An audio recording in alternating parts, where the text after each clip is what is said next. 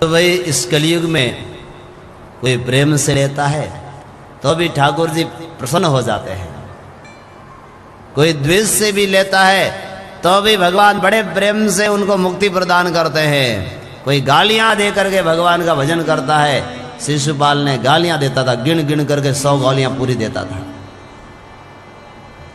तो भी भगवान ने उसको मुक्ति प्रदान की। कंस द्वेष भाव से हमेशा भगवान श्री कृष्ण से वैर भाव रखता था।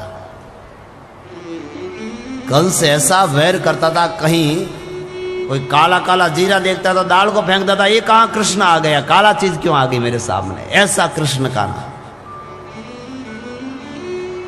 तो कंस इत्यादि सब ने द्वेष वैर भाव से भगवान का भजन किया, तो भगवान ने फिर भी कंस को मुक्ति प्रदान की।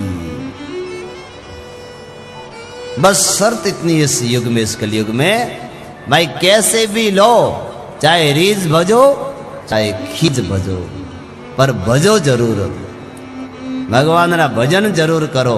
रागू करो चाहे बेरागू करो, गान करो चाहे बोलन करो, पर अवश्य ही परमात्मा का नाम का सहारा लेना चाहिए।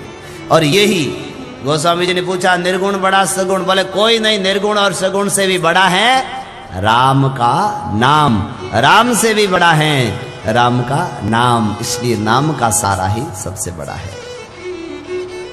भगवान कितने बड़े दयालु हैं, देखो परमात्मा की दयालुता देखो।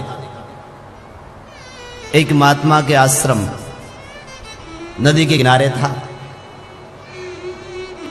एक चोर गांव में चोरी करने के लिए गया, पर उसको कुछ मिला नहीं, यहां तक कि खाने के लिए भी कुछ नहीं मिला। तो उसने देखा, निकला गांव से बाहर और आश्रम देखा, चलो महाराज जी के वहां चला जाता हूं, यहां कुछ खाने के लिए मिल जाएगा। आश्रम में गए तो महाराज जी ने कहा कौन है? उन्होंने सीधा भाई महात्मा के आगे झूठ बोलना, झूठ बोलते हैं सब जगह पर, महाराज जी के वहां झूठ नहीं बोलना है। बोले महाराज जी मैं तो चोर हूं। अच्छा, बोले कैसे? बोले भूख लगी है, भोजन करने के लिए आया हूं। तो महात्मा जी ने कहा देखो भाई मेरे आश्रम का नियम है कि एक माला जपो, माला जपने के बाद में मैं भोजन दूंगा, अन्न दूंगा। चोर ने कहा महाराज मैं चोर माला का नाम से समझता ही नहीं हूं, नहीं कोई माला वाला रखता हूं मैं। तो महात्मा ने कहा कोई बात नहीं, माला तू नहीं रखे तो मैं दे देता हूं तुझे, तो ले माला, ये जप माला, एक माला फेर। चोर ने कहा मैं तो भगवान को मानता ही नहीं, तो फेरू क्यों हूं? अब महात्मा को क्रोध आया, बोले भगवान को नहीं मानता ऐसा, जा निकल मेरे आश्रम से। धक्का देकर के बाहर निकाल दिया उसको। उसी समय आकाशवाणी हुई, भगवान ने कहा ए महात्मा जी इसको बाहर क्यों निकाल रहे हो? बोले भगवान चोर हैं ये। भगवान ने पूछा महात्मा जी इनकी उम्र कितनी होगी? बोले 40 वर्ष। तुम्हें आज पता चला है कि चोर है? मैं इस बचपन से जानता हूं चोर है, फिर भी मैं कभी इनको भूखा रखा? मैं क्या मुझे पता नहीं है?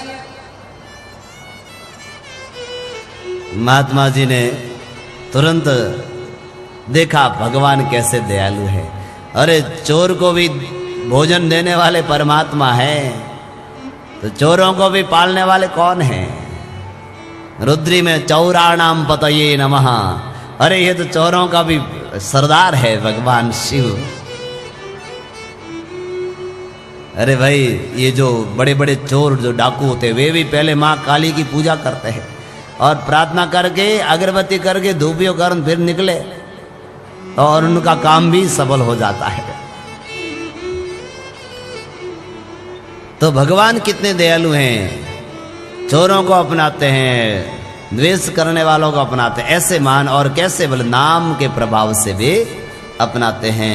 ऐसे परमात्मा के चरणों में बारंबार प्रणाम करते हैं।